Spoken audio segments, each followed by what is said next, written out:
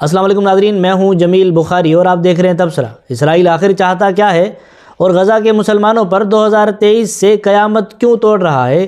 مسلمانوں کے ذہنوں میں لاوا بن کر ابلنے والے اس سوال کا آج ہم جائزہ لیں گے۔ حقیقت یہ ہے کہ جو کچھ آج غزہ میں ہو رہا ہے اس کی جڑیں آج سے نہیں 100 سال پہلے سے پیوست کر دی گئی تھی۔ 19ویں صدی کے آخر میں صہیونی تحریک اٹھی۔ مقصد یہ تھا کہ ایک ایسی ریاست بنائی جائے جس میں یہودیوں کی اکثریت ہو، اور اس ریاست کے لیے فلسطین کو منتخب کیا گیا۔ 1917 میں بیلفور ڈکلیریشن یعنی برطانوی حکومت کا یہ اعلان کہ ہم فلسطین میں یہودیوں کے قومی گھر کی حمایت کرتے ہیں۔ اقوام متحدہ نے 1947 میں فلسطین کو 2 حصوں میں تقسیم کر دیا۔ اسرائیل یعنی یہودیوں کو زمین زیادہ دی اور فلسطینیوں کو کم۔ 1948 میں اسرائیل کی ریاست قائم ہوتے ہی 7 لاکھ فلسطینیوں کو ان کے گھروں سے بے دخل کر دیا گیا۔ یہ تھا نکبہ یعنی فلسطینیوں کی اجتماعی بربادی۔ یہ قبضہ صرف غزہ تک محدود نہیں تھا۔ 1967 میں یروشلم، مغربی کنارہ اور غزہ سب پر مکمل قبضہ ہو گیا۔ یعنی آج کے ظلم کی بنیاد 100 سال سے زیادہ پرانی ہے۔ اب اصل بات یہ ہے کہ اسرائیل چاہتا کیا ہے؟ اسرائیلی قیادت کے سامنے ایک منصوبہ ہے جسے گریٹر اسرائیل پروجیکٹ کہا جاتا ہے۔ اس کا مطلب یہ نہیں کہ صرف فلسطین بلکہ شام کے حصے، لبنان کے حصے اور اردن کے حصے، یعنی پورے مشرق وسطیٰ میں اپنی طاقت اور اپنی حدود کو پھیلا دینا۔ یہ کوئی خفیہ سازش نہیں ہے، بلکہ اسرائیل کے سابق وزرائے اعظم، انٹیلیجنس افسران اور صہیونی تحریک کے لیڈران یہ بات کھلے عام بیان کر چکے ہیں۔ اس نظریے کے 3 ستون ہیں۔ نمبر 1، فلسطین کا نقشہ سرے سے ختم کر دینا تاکہ فلسطین نام کی کوئی سیاست نقشے میں موجود نہ رہے۔ نمبر 2، فلسطین کی زمین پر قبضہ کرنا، یعنی بستیاں آباد کرنا، فوجی چوکیاں لگانا، محاصرہ کرنا تاکہ فلسطینی اپنی ہی سرزمین چھوڑنے پر مجبور ہو جائے۔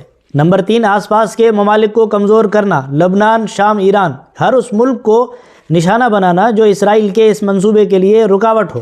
یہی وجہ ہے کہ اسرائیل کبھی شام پر بمباری کرتا ہے، کبھی لبنان پر بم برساتا ہے اور کبھی غزہ پر بمباری کرتا ہے۔ 7 اکتوبر 2023 کے بعد جو کچھ ہوا وہ انسانی تاریخ کے سانحات میں سے سب سے بڑا سانحہ ہے۔ اقوام متحدہ کے مطابق غزہ میں ہزاروں شہری مارے گئے، لاکھوں بے گھر ہوئے اور 70% سے زائد مکانات یا تو تباہ ہو گئے یا پھر رہائش کے قابل ہی نہیں رہے۔ اسپتال اجڑ گئے، پانی، بجلی، خوراک سب بند، بچے بھوک سے مرنے لگے۔ اسرائیل نے پورے غزہ کو زمین بوس بنانے کا منصوبہ بنا لیا۔ ان کا مقصد کیا ہے؟ غزہ کو خالی زمین بنا دینا، یا تو یہاں پر اسرائیلی کالونی بن جائے یا پھر اس کو مستقل فوجی زون کا درجہ دے دیا جائے۔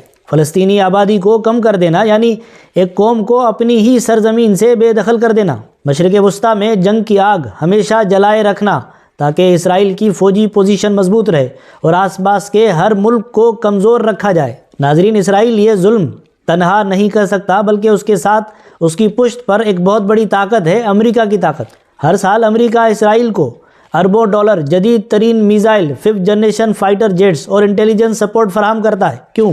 کیونکہ اسرائیل امریکہ کا مشرق وسطیٰ میں فوجی اڈہ ہے۔ اسرائیل کو امریکہ اپنا چوکیدار سمجھتا ہے۔